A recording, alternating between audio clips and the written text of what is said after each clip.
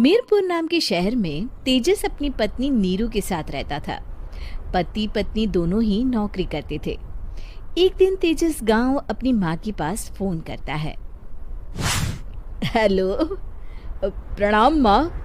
जीते रहो माँ, तुम दादी बनने वाली हो हैं? अरे वाह, ठीक है बेटा, मैं कल ही आती हूँ। जब माँ जी शहर पहुंची तो बेटे बहू ने बहुत अच्छे से स्वागत किया।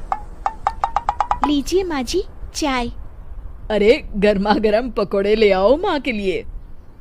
नीरू रसोई में गई और 2 मिनट में ही पकोड़े ले आई। जी ये लीजिए। बहू, जादू से बनाए हैं क्या? अभी तो रसोई में गई थी। यम्मी। माँ जी, शीला रसोई में पकोड़े तल रही है, मैं बस लेकर आई। हे भगवान, मेरा धर्म भ्रष्ट कर दिया तूने। अब तो गंगा जल से शुद्धिकरण करना होगा। दूसरे दिन, माँ जी मैंने नाश्ता बना दिया है, ऑफिस जा रही हूँ। पर अभी तो घर का सारा काम पड़ा है।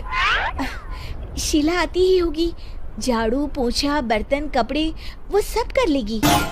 हमारे जमाने में घर का सारा काम हम ही करते थे। जी माँ जी, आप बहुत होशियार हैं, मैं घर ऑफिस दोनों नहीं संभाल पाती। तो जरूरत क्या है घर से बाहर जाकर चाकरी करने की? वैसे भी घर का काम खुद करने से घर में बरकत आती है, समझी? पर माँ जी। पर वर कुछ नहीं, इस महीने की पगार मिले फिर ऑफिस बंद है। हाँ। रात को नीरू तेजस से कहती है, सुनिए जी, माँ जी बोल रही थी कि मैं नौकरी छोड़ दूं। वैसे ठीक ही तो है, अभी तुम्हें आराम की जरूरत है। फिर भी आराम कहाँ, शीला को छुड़ाने के लिए बोल रही थी। तो अब 24 घंटे में इतना काम तो कर ही सकती हो। पर जॉब पसंद है मुझे, घर पर मन नहीं लगेगा। अगले दिन जब दोनों ऑफिस के लिए निकल रहे थे, मेरी तो कोई कीमत ही नहीं है इस घर में। माँ जी, आजकल महंगाई बहुत है, रहन सहन भी बदल गया है, दोनों नौकरी करते हैं तभी ठीक रहता है। अच्छा, तू कहना क्या चाहती है? मेरा बेटा तुझे बिठा के खिला नहीं सकता?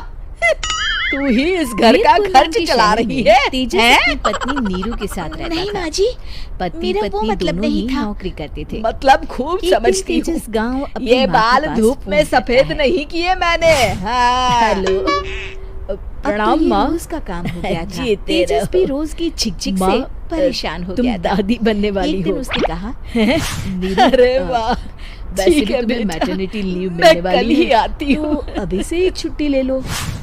जब माँ जी शहर पहुँची पर तो बेटी बहू ने मेरी सैलरी अच्छी खासी है।